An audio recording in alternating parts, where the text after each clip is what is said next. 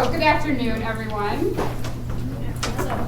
Again, my name is Adele DeMarco-Caius, and I am here with the Career team in support of you all as board members beginning to process the information that was shared with you from our strategy on Friday regarding the current issues and trends. If everyone received that, so there was a PowerPoint deck that was sent out on Friday. It's summarized on the one page in front of you.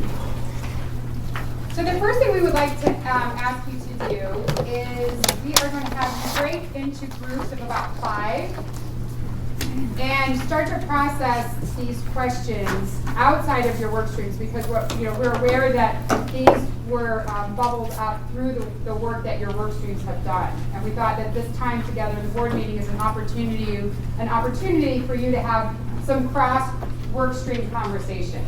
So the first thing we'd like to ask you to do is to count off by 9. So we will start here. 1, 2, 3, 4, 5, 6, 7, 8, 9, 1, 2, 3, 4, 5, 6, 7, 8, 9, 1, 2, 3, 4, 5, 6, 7, 8, 9. 1, 2. Okay, so we know that you're probably comfortable where you are, but we are going to.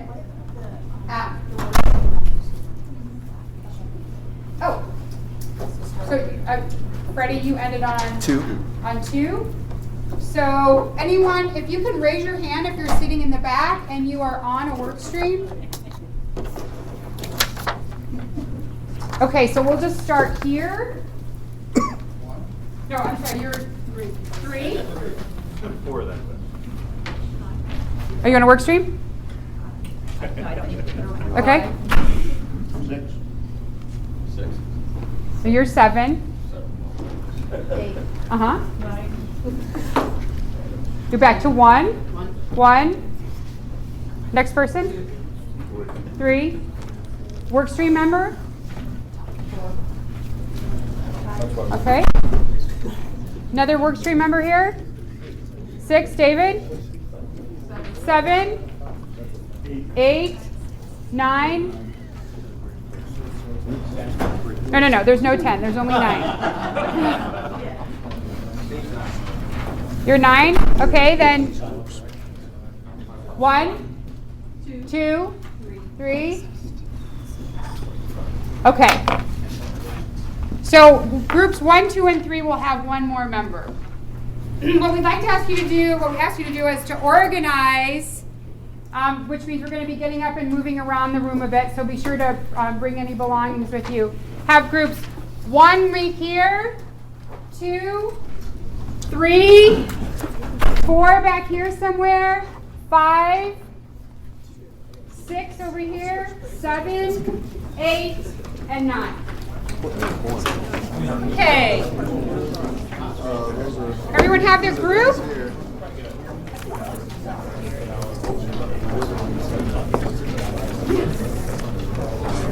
This is 5 back here, I lost count.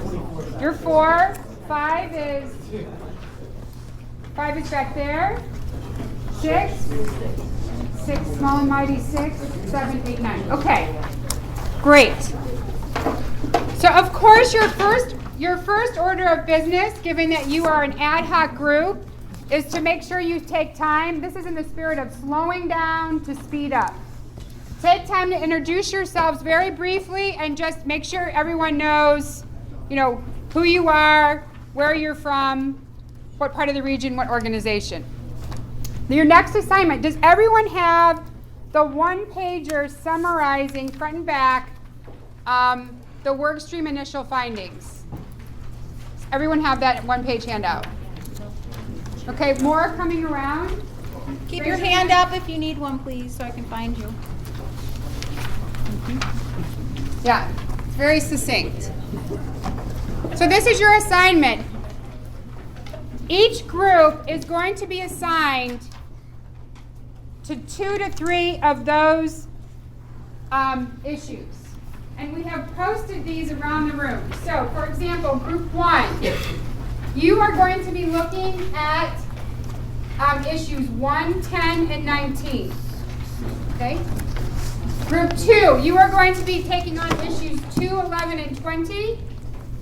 Group 3, issues 3, 12, and 21. There's another, this is posted again back there. 4, 13, and 22. Group 5, issues 5, 14, and 23. Group 6, issues 6, 15, and 24. Group 7, issues 7, 16, and 25. Group 8, issues 8, 17, and 26. And then finally, group 9, you'll simply have 9 and 18. Okay? Everyone clear? So, these are, when you're looking at those 2 to 3 issues, these are the questions we want you to ask, and we know that you're going to initially need to think about it individually and then discuss it as a group. So the first question is, in what way does this issue, ways, impact your community? So your community being, where you live, where you represent, what you represent. And then secondly, in the same spirit, in what ways does this issue affect the region or impact the region? So first thinking about your community, next taking it up to the level of region. And then question 3 is, given this issue, what could the implications be for the NEOSCC as a consortium? Given this issue, what could the implications be, emphasize, for NEOSCC as a consortium? And last but not least, thank you, what are the reasons people should care about this issue? Yes? Well, no, finish it all. Okay. Last but not least, what are the reasons people should care about this? Why should people care about this issue? Yes, Mike. My name is Mike Thomas. I'm with our strategy group. And the document that you're looking at, while it has our logo on it, really is a distillation of the work of the work streams and represents hours and hours and hours of work on the part of not only work streams but the project managers. Last Friday, the project managers got together with us so that we could begin distilling down what the groups have found into some overarching findings. And initially, having gone through all the different documents, the outlines, and their initial drafts of the existing conditions and trends report, we identified about 125 different things. And this is what came out of that discussion, this list of 26 things, 6 from each work stream and 2 dealing with an overriding population. So when you're looking at it, please keep that in mind. They're not a representation of our work. We just helped try to put them into some type of phrasing that represented the major findings as the project managers had described from in their initial drafts of the existing conditions and trends. Thank you, that's very helpful. Does anyone have any questions regarding what Mike just shared?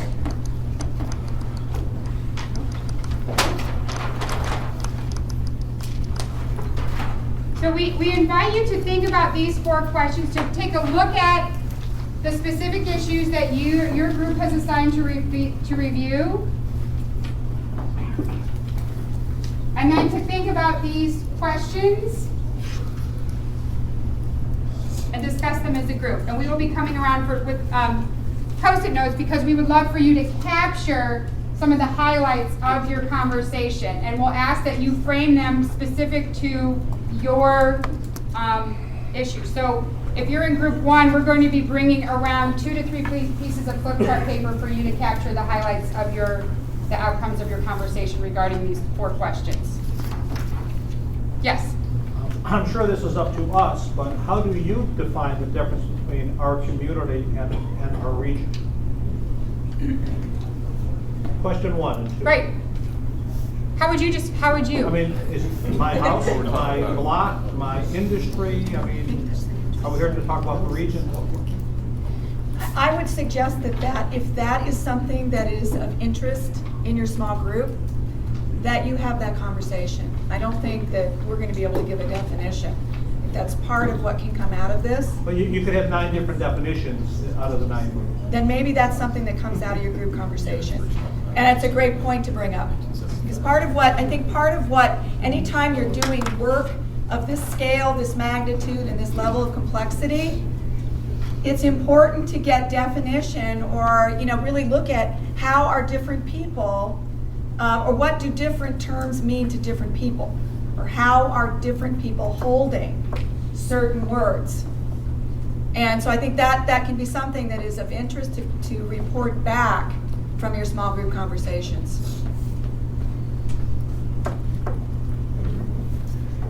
Carol. How much time? It's 1:40. So we're going to check in about 20 minutes or so to see how much more time people need. Work by ourselves first or work together? Yeah, always first reflect on your own. So we want to give there should be some time for silence, about 5 minutes for you to kind of take a look at the issue that you've been assigned and think about it on your own. So we'll let you know, we'll kind of be assessing the room and let you know when you could be shifting into a group conversation. Would that be helpful? Yes, Mike. On Joe's question about level of community, the reason why we have been asking that question about how does it impact your community is because we're trying to think about the existing conditions and trends report in terms of how it affects your audiences. And so whatever scale you want to look at it, define your community will be useful. Because the more examples we have, the more that we can pull from you helping us see the different ways these issues affect different levels of the community, different geographies, different groups of people, the better off we're going to be. It gives us more to work with in terms of defining this for your audiences. So great. Thank you. That's very helpful. So defining your community as you go about answering the first question. All right. So take some time to reflect on your own. There are different aspects of that. There's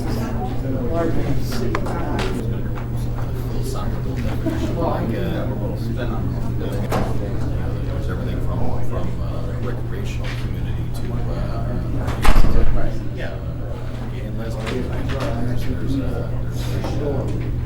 There's sports community. There's I think it kind of ranges from interest to what your street address is to population. I think within a region might be like a basket of communities. How big we're going to define that basket is something that the majority of it also very interesting.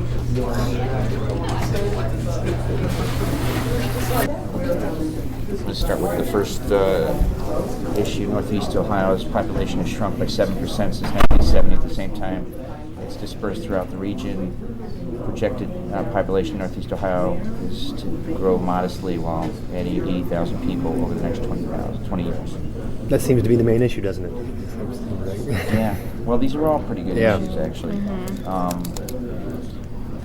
Well, Jeff, how has that affected your community? I kind of divided it up.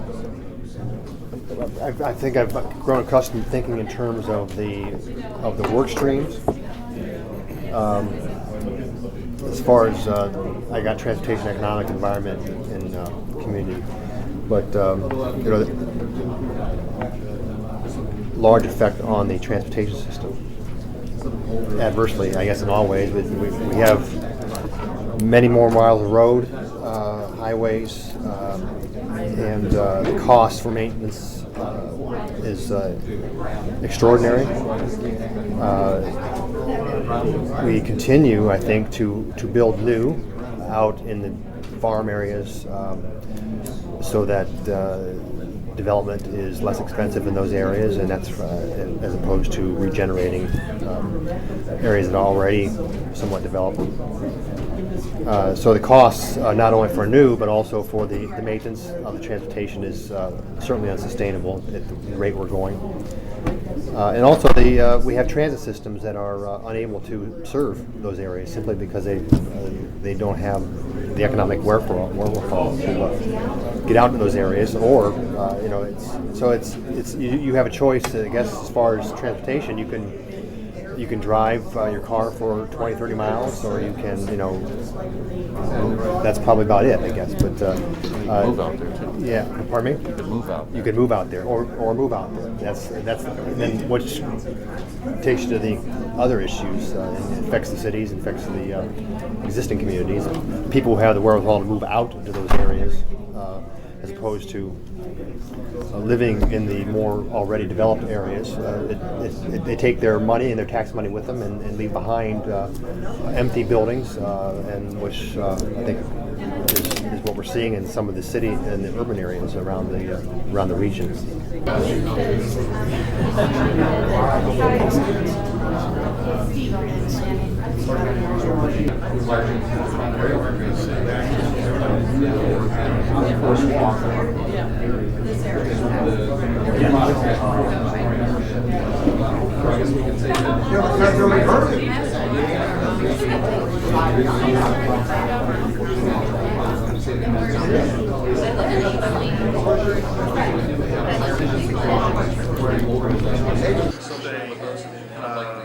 Great fields increase stormwater, not groundwater. I was studying that for a long time.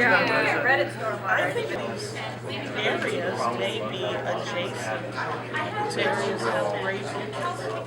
The interesting thing is very part the housing development, we remediated the already heavy metals in the soils. It is immediately across the railroad tracks from Edgewater Park. Very desirable location. Regional industrial areas. Edgewater Park, because it's 110 acres right on the river, is highly desirable, not just for the residents of South, but really, people come in there this summer from Lorraine County. I mean, people have business because Thinking contrary. There's some way of breaking up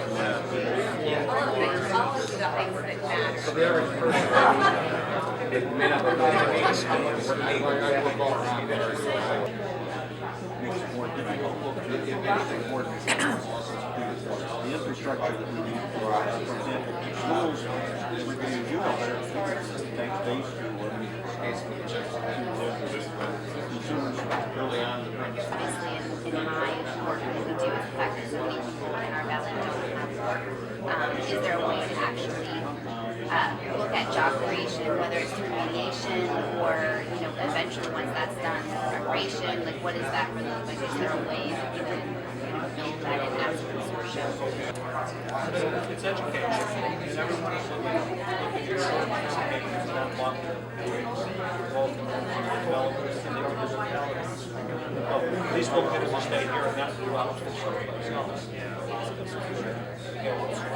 Everyone's thinking short term. That's why we have what we have.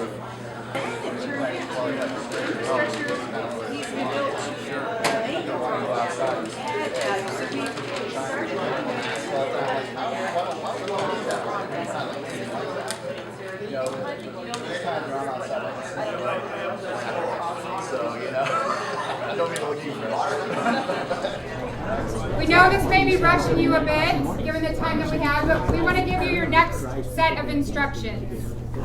You as a group, in about the next 5 minutes, we want you to pick one of the issues you've been discussing, so one of the 2 or 3. Even if you've only gotten to one, there you go. That's an easy decision, right? That's the one. We want you to, on your flip chart paper, capture the following. Just what issue it is as a reference. You don't have to write it out in full, but just the number. The reason to care, and why. So that's what we're hoping. We're hoping these first 1 to 3 questions help you answer the why. What's the reason to care, and what's the rationale behind that reason to care? Right? That was the intention of the questions of in what ways does this impact your community, in what ways does this impact the region, what are the implications for the consortium? Okay? So on your flip chart paper, very simply, the number of the issue, the reason to care, and why. Which one you want? 15. And you will be reporting out to the large group in 1 minute or less. You not 1 minute from now, but you will have 1 minute or less to report to the group. Okay.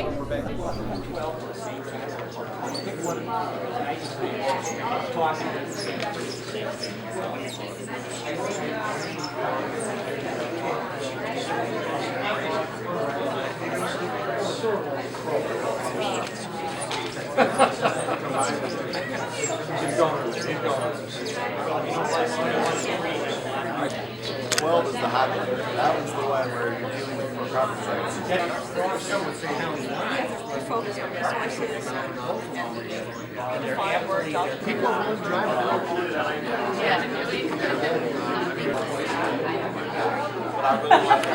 This is why I thought I wanted to go.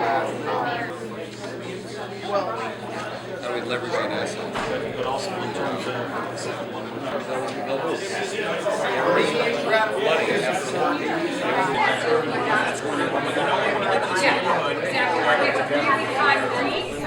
We are going to simply start with group 1, proceed around the room to hear from everyone. And again, we invite you and strongly encourage you to be succinct. There will be a cane that comes out in 1 minute. Yeah, 30 seconds or less would even be preferred. So, Where do you put it? group 1, just right there. It's great. Thank you.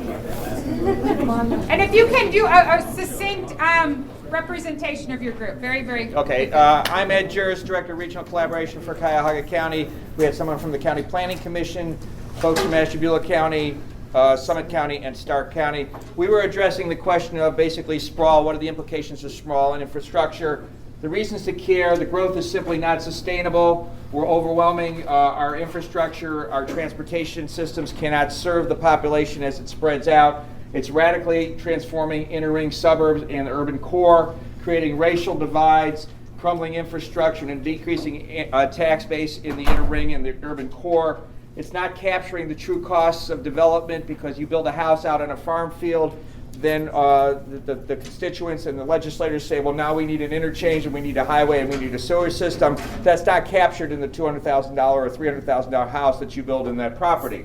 Why should we care about it? It's wasteful, it's unsustainable, it's duplicative. But we were duplicative. We asked the more challenging question. Most of the people in this room would agree with that stuff, but if you're sitting in Geauga County and you're the beneficiary of this, you're going to respond like those people responded on the blogs this morning, which is stop telling me where to live, stop interfering with my freedom, stop being a communist. How do you deal with that? That is the challenge. And also, I mean, we asked ourselves a real question, which is, you watch that movie about the crumbling infrastructure, people say you got to rebuild the sewers in the inner ring suburb of South Euclid. But is that really going to change? If you put $70 million into the infrastructure in South Euclid, does that transform South Euclid suddenly into a new oasis? And will people come back to South Euclid? Or do you have much more systemic problems of racial issues and housing issues and tax basis issues that make that not a wise decision? So we really have to ask ourselves the really tough questions: is how do you sell this to the people who are the winners, but also how do we convince ourselves that reinvesting in the urban core and the inner ring is the right decision? 30 Fantastic. seconds. Fantastic.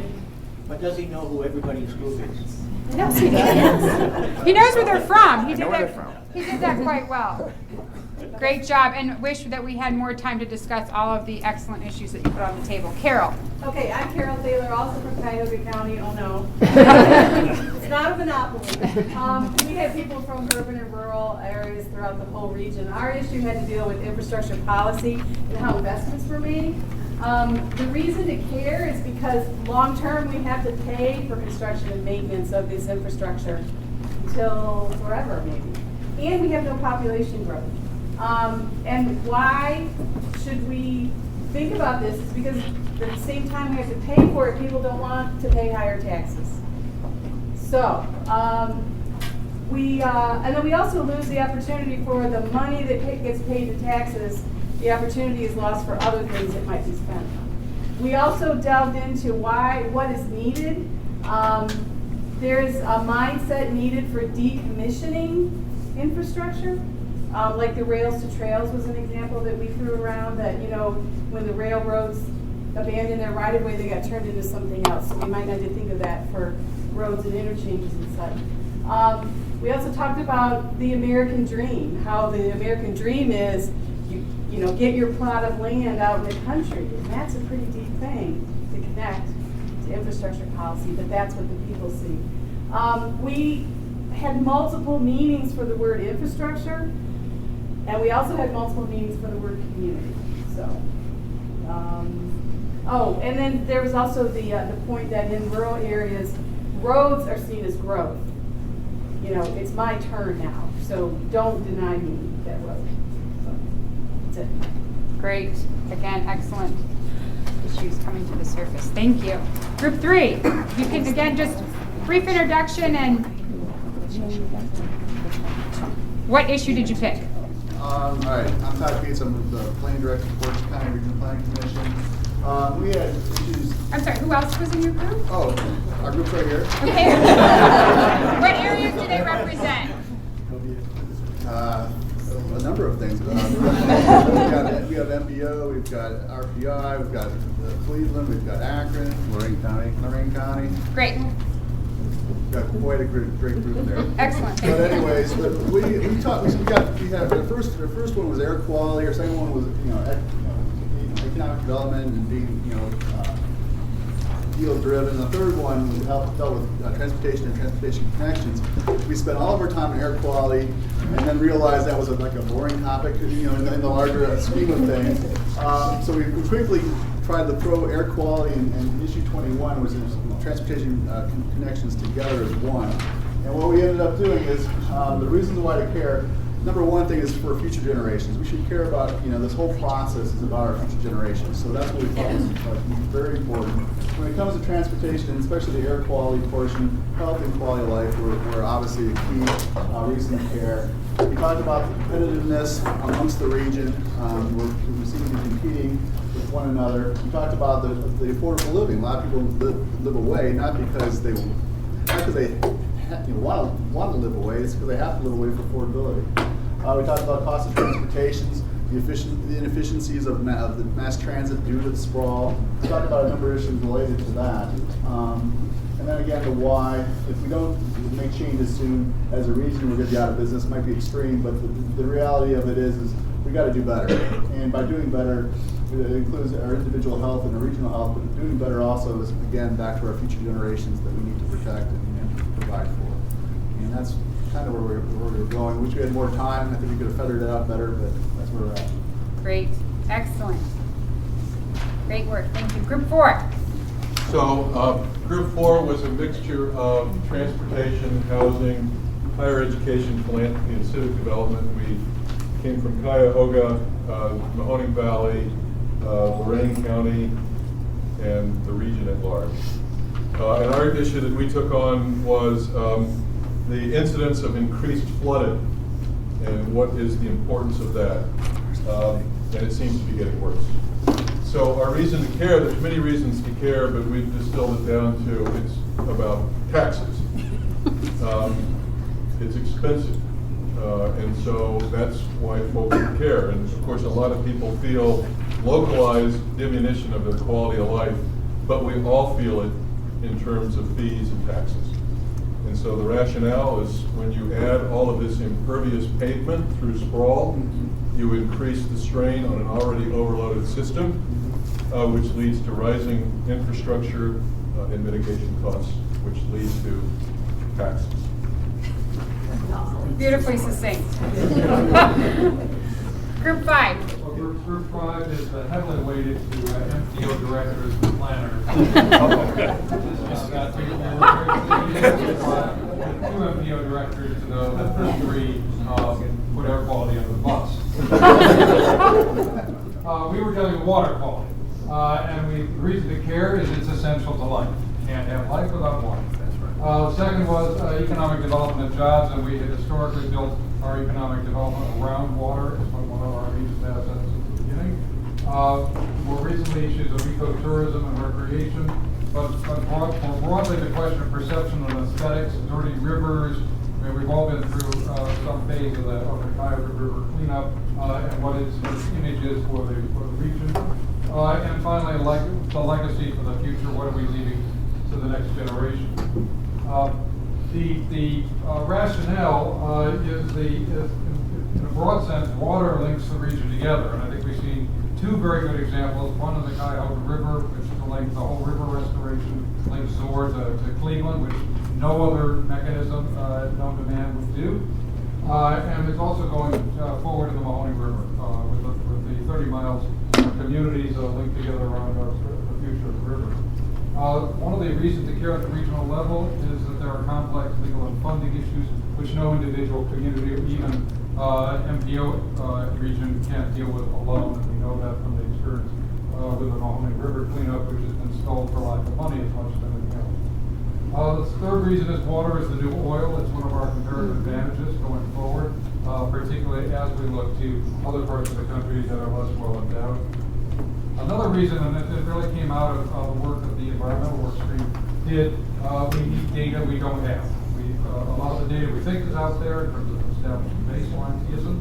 A lot of the agencies we thought were collecting information for sure don't or haven't. And if we're actually going to monitor this going forward, we need to collectively figure out what this region needs by way of that information. There are linkages to land use and repair and restoration. But the other reason for caring at the regional level is to leverage our political clout. And this plays out with dealing with getting beyond the Beltway, getting beyond the Olentangy, in Columbus. They don't understand us here. And the regulations and the policies that come out of both Columbus and Washington don't deal with the issues that we face. And finally, the long-term impacts of climate change, which there are some real underlying concerns about what happens to the lake, what happens to the groundwater as a result of these relationships. Subtle, hard to understand for the layman, but we are not immune to the effects of climate change. Great, thank you.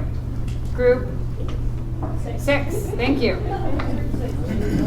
So our group, I'm going to keep this really short, but our group was made up of folks from public health, development, former elected officials, railways, a nice diversity of groups. And we thought about the two questions kind of as one, and decided to focus on question number 24, which has to do with the dispersion of the population, limiting transportation choices for the people in the region. And it comes down to really two things. We believe that this issue touches all aspects of sustainability. There is a jobs impact where you have a vicious cycle where in order to hold down a job, you need a car. And in order to have a car, you need to have a job. And so you have this difficult situation, limiting the choices of many, especially low-income folks. It has a health impact because as people get so car dependent, they are less interested in physical activity, especially walking. I know I look for the closest space at the mall. It has an environmental impact of obviously having to do with vehicle emission, and very importantly, it deprives the population of the region of the ability to get around. So it impacts all age levels and is a problem for a wide variety of residents, including working age and older adults for different reasons, but the outcomes of the issue all have a negative impact. So we thought it was very important to take a look at. Excellent, brilliant, wonderful. 7. All right. Sorry. You wrote on the wrong side, so I can't. All right. Of the three issues, we decided to look at it was the dispersal of population. One of the issues of the consequence of urban sprawl now is economic segregation. We have a concentration of poor in many in the core cities and so forth, creates some significant disparities. It obviously increases public service costs, and it just creates a declining community that continues to decline. Obviously, I should say who's in our group. We've got Summit County Health District. We also have Metropolitan Housing, Cleveland Planning, and then we have All Aboard Ohio. So we had, I think, a pretty good group. But by obviously having this economic segregation and declining communities, overall impact means it's less attractive in terms of a business's location, increases public service costs, and I think white people should care other than hurting business, and our economic strength really is our urban areas, and when Cleveland hurts, when Akron hurts, Youngstown hurts, Canton hurts, the region hurts. And because that's where our jobs and our linkages too, but also, just as importantly, it would inhibit the ability to recruit powerhouse sports teams. So we have to really get down to that, I'll say, beer level. So. Great, thank you. Hey. You're doing a great job holding those applause. I can hear everyone wanting to clap for each group, but you're doing a great job. Okay, number 8 was important because to start off, we discovered a misspoken word in number 8. It should say increasing stormwater runoff or rainwater runoff rather than groundwater runoff. So once we got that straightened out, some of the issues we picked up on I'm sorry, were. can you say your group really quickly? Oh, I'm sorry. Yes, we have representatives from Summit County, Lake County, Lorain County, Cuyahoga County also. So we're pretty well represented. Some of the issues related to the obsolete buildings and the flat surfaces and parking lots that they represent were, for many of our urban areas, the cost of correcting combined sewer overflows from those properties and the high cost and the ability of the ratepayers to help pay for those. Naturally, a negative impact on the watershed. Also, an economic loss for those properties that isn't compensating for the environmental costs of their presence. So it's kind of a double whammy for many of our areas, and just about every community has one or more of these. So why should we care? Well, we thought it's certainly a CSO issue was expensive for property owners, and from Akron's experience that I've sat in on some of their meetings, affordability of a rate increase is not a acceptable reason for US EPA. So it's whether or not you can afford it, you must afford it, you must pay for it. Had lots of negative impacts on health, quality of water, quality of life. Certainly, as others have mentioned, water is one of our key assets for the region, and we need to try to prevent or preserve that water quality, prevent that pollution from occurring, because there's a cost of cleaning it up. And then, it's just a natural progression that developers look to the green spaces for new opportunities, and really we need to help them and help our communities look for ways to repurpose those buildings. One of the big things we talked about is repurposing those areas, and that takes some creativity on a number of levels. But if we can't do that, we're going to be stuck with these hulking structures, not doing anyone any good. So. Thank you. Wonderful. And group 9.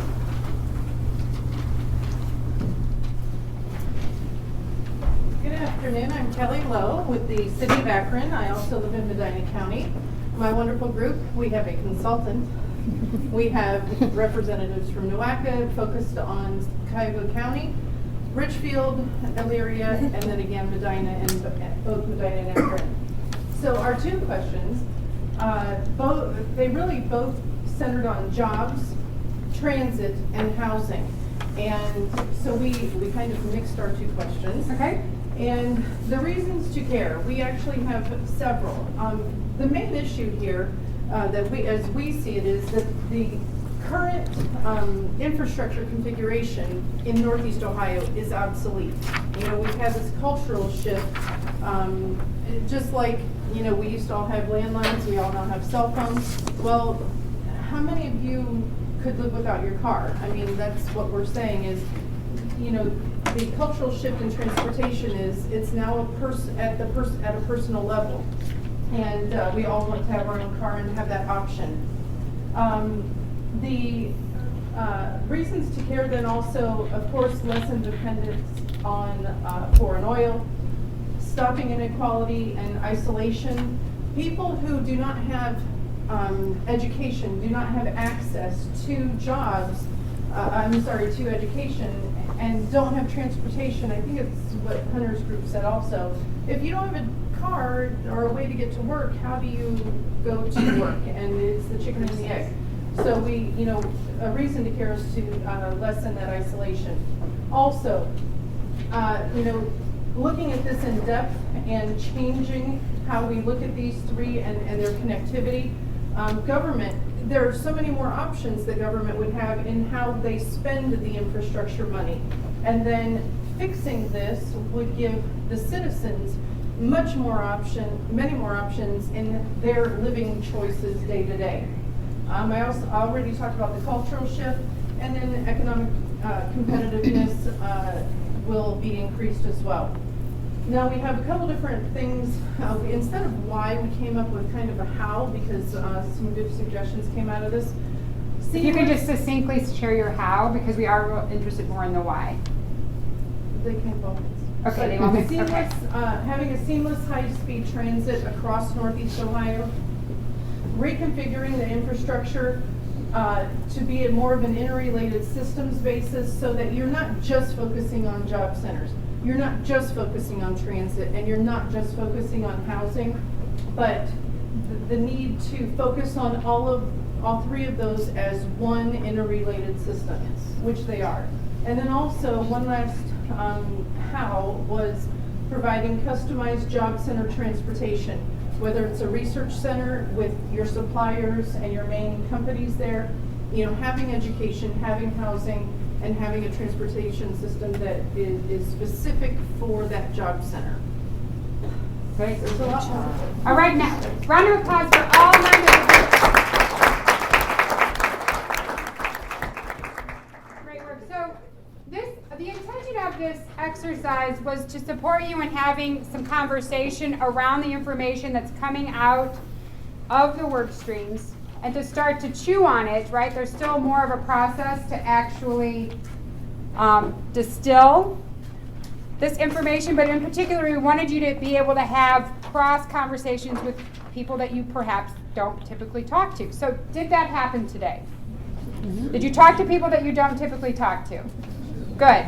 Mission, that one of our goals was accomplished. The other thing we want to remind you is that I believe Jeff Anderle has sent out this document from our strategy, the existing conditions finding worksheet. You can use this if it works for you. Send your comments and your feedback regarding that PowerPoint deck that was sent out to you on Friday, which is again the same thing that's summarized on that one-page handout you used today. Use this or any other comments or feedback that you have. You can simply email them on to Jeff Anderle. Okay, so we're aware that today we didn't have the opportunity to get everybody's opinion and feedback. This isn't the ideal forum for that anyway, but we wanted you to start the process. So take that opportunity, and please do it soon, like by Friday, to send your comments, concerns, if possible, to Jeff. Okay? In the time we have left, we want to do one last exercise, and we are going to ask you to move again. And calisthenics is built into we're keeping everybody awake here today. So we're going to ask you to move into your workstream group. Ideally, you all know who you are. You can see your fellow workstream members around the room. So if you could, I guess there are 5, correct? Same thing. And the co-chairs kind of 1, 2, 3, 4, and 5 in this area. If you can move into your workstream. Which numbers are which? Oh, I apologize. I'm so sorry. I so apologize. Somebody start to name them. 1 could be Economic development. Economic development. 2 is housing and communities. 3 is environment. 4 is connections, and 5 is. So this next exercise, more than an exercise, this next piece of work, thank you, is in support of assuring that the work of the work streams and the emerging issues and trends is grounded in the context of sustainability, right? Since that's inherent in the name of NEOSCC. So in the discussions that were had to prepare for today, we talked about what is the working definition, if any, that this group uses for sustainability. And what came up was the fact that the living principles from HUD are one of those working definitions. So Sarah Meyer is going to talk more about that. Do you have at your place the HUD livability principles? When the consortium was in its formulative stages, I realized that a lot of this might have been lost on people, that this wasn't explicitly stated, that this program exists because of HUD, DOT, and EPA coming together and saying we need to change the way that our landscape looks and that we do business. And they came together and created the livability principles. And it was interesting hearing everyone go around the group, because what we're arriving at are not at all inconsistent with these. These are very similar, they're woven together.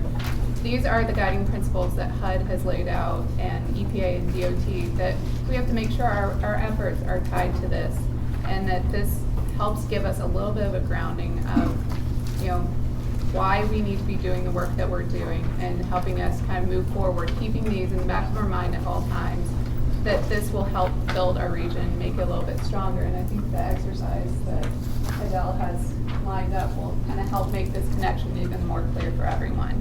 So in case you had never heard of the 6 livability principles, and you can see there's an extra one, the 7th one, was one that was kind of created by our region, saying, you know what, HUD, DOT, and EPA didn't come up with this one on their own, but this is really important to our region, and we need to make sure we address this too. Excellent. Thank you. Thank you, Sarah. Thank you. We have written and numbered these livability principles up here quite simply 1 through 7.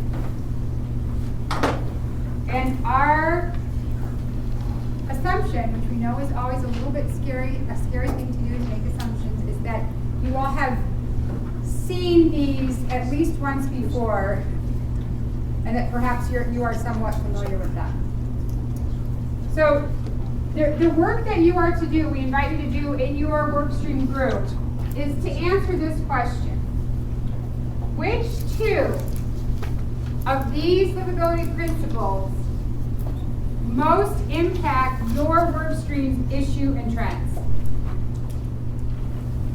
Which 2 of these 7 livability principles most impact your workstream's issues and trends? 2 and 6, we're done. Or vice versa. Or which of these issues and trends most impact your work stream? I'm just curious, we can certainly dive into some, why it is that we need to fine-tune the most. Because for economic development, it's self-evident, and it feels like what will stretch us is to think about some of those that don't necessarily rise to the top, impact our work stream. So I'm just curious why we need to choose to. One of the concerns was that if folks just say, well, it affects all of them, our work stream work affects all of them, it doesn't get at strategy. We need to start getting, and the fact is that all the work streams taken together will cover the territory, hopefully, of those principles. There may be gaps, which again, we need to be aware of, but to get really strategic and understand the importance of, say, indicators to addressing those areas of emphasis that the principles cover, we need to understand targeting. We need to target these principles with our work stream. And it's hopefully already doing that. Does that make sense? So, but Well, it I'm knows. good to go with it. I don't necessarily agree with it, but let's go with it. Is there a different way Yeah. to instruct? When you say the stuff for economic development is self-evident, so you're saying because number 1 is enhance economic competitiveness, I guess I would be like, well, how does the natural systems influence? Well, see, that to me is where I think as economic developers, we don't spend enough time, well, speak for myself. As an economic developer, I don't spend enough time thinking about housing and transportation choices. And so what I like is this forcing us to look that way, and it would be far too easy. So can we set a rule that you can't use the one that's most obvious? And transportation can't say it's provide more choices. We know that. What relates to your area of concern? Or one of each? No, I want to hear what the areas of concern are that are not in your usual streams. What if we ranked them? Ranked all 7 of them? as to their relevance to our groups. Is that with ranking? Would that be a better exercise to rank them? Sure. Yeah. But I like the point that Brad's making up about how by looking at these livability principles does, when you really force yourself to think about your work stream through those lenses, how does it start to shift and expand your thinking? So I think thank you, Brad, for bringing that up. So ranking them, and as you're ranking them, be thinking about each of those represents a lens. When you look at your work stream through that lens, how does that impact? How does that enhance and stretch your thinking? Okay? How long do we have? We have until 3 o'clock. we're going we have until 10 after by that clock. Until 10 after by that clock. We will have you out here before 3:30, but we feel that this is a good opportunity to have this conversation. 10 after by that clock. Walking home now. To do it by vote, or we just go? Mike, you still have. We're cracking it hard. The chairman. You know what, Dan? I take my vote back. I know we're just going down. Barriers to collaboration and funding. So we haven't been doing anything.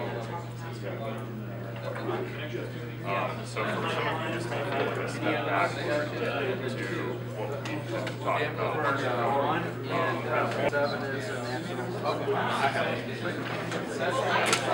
They could not. So that's why, to me, the transportation, when we talk about what is key in economic development, I need to find a way to get employees for my employers, and I need to figure out a way to get better transportation choices. In the northern part of Summit County, which is where we're at right now, Metro, who is our bus line, doesn't see a lot of profitable runs to northern Summit County, because most people again want to have a car, and so they get a junker or whatever to drive to work. Really fix what we have versus focusing on new. And really look at sort of what the existing conditions is in existing neighborhoods and rebuild those existing communities and invest in existing communities in a different way. That's what it seems like to me.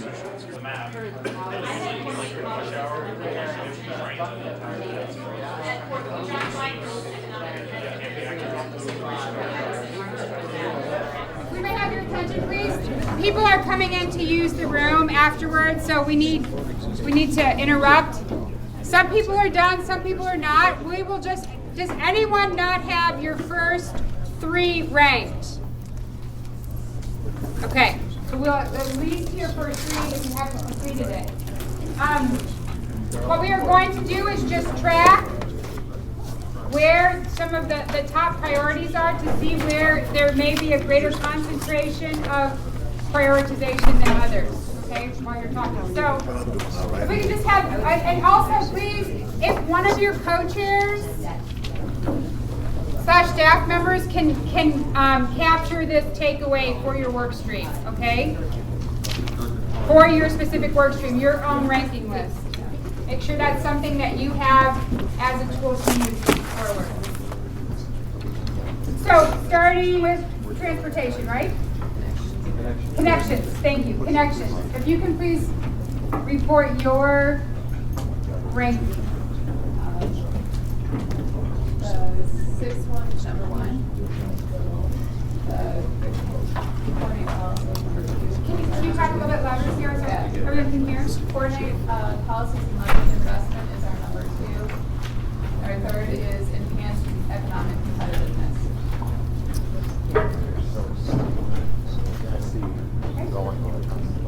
Great, next group, over here. This group? Okay, this group is quality connected places.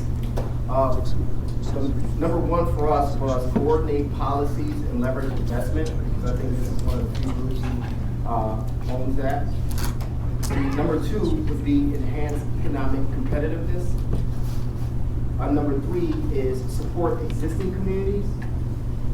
Number 4 is value communities and neighborhoods. Number 5 is promote equitable, affordable housing. Number 6 is provide more transportation choices. And number 7 is preserve and restore natural systems. Okay, great. Thank you. Yeah, over here. Your first name. Economic development, number 1 is enhance economic competitiveness.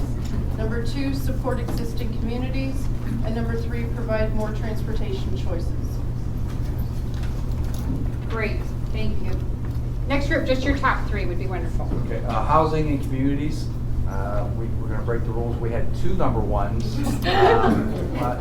There's always a group. Promote equitable and affordable housing, and then value communities and neighborhoods. And then our number 3 would be enhance economic competitiveness. Great, thank you. Environment.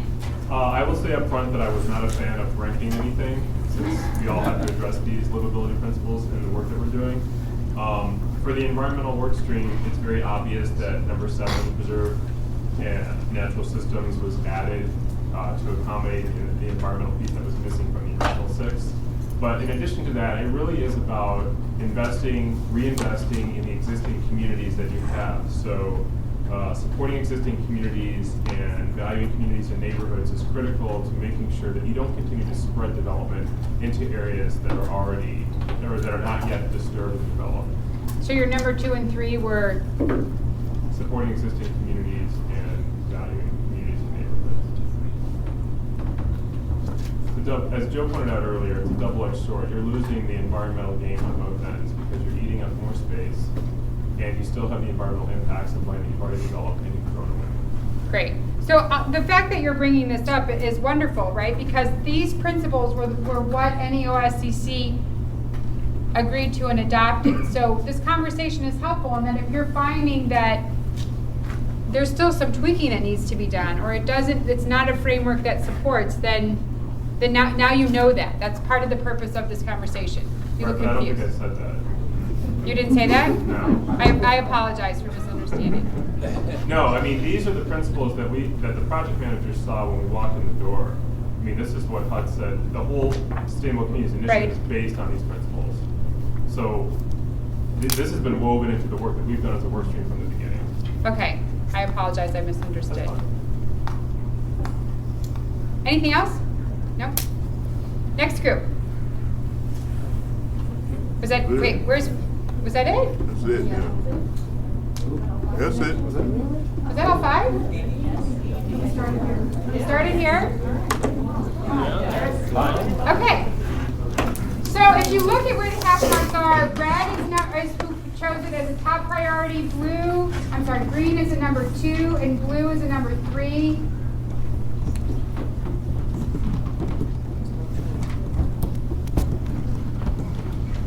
Let's see, it's just this information. Red is number 1. 1, 4. No one's top priority is supporting existing communities. But when you read it, But it got a lot of second and third. That was our number 1. Who's ours? Environment. These sometimes tell me That's why I was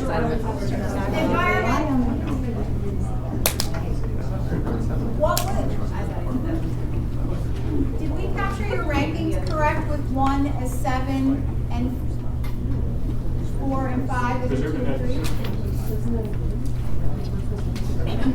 Did you want us to not pick the obvious for our first choice? I thought you were There's no right or wrong.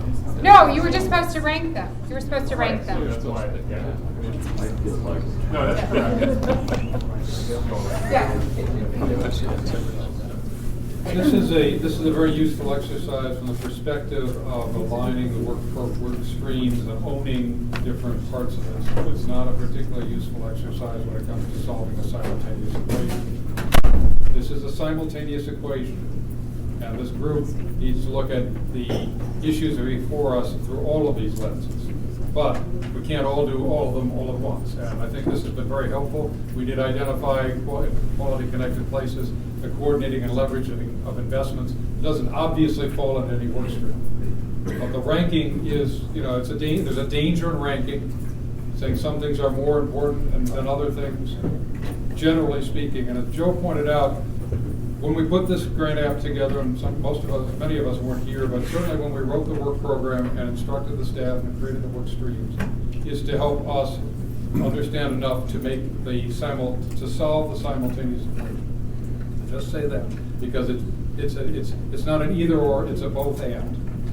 You've got to have some structure, but you've got to be able to look at all of these things and make the difficult trade-offs that approach requires. Great. Any other quick closing observations? Dan? Yeah, the chair would like to exert itself. Are we pretty well done? Yep. Okay, can we wrap this up? People have to leave, and I've been advised that they would like to go. I don't want to short circuit any conversations, but I think you've done great work I'd like to make a motion. focus on it. Second. Motion by Mayor Lyons, second by Mr. Hamby. We are adjourned.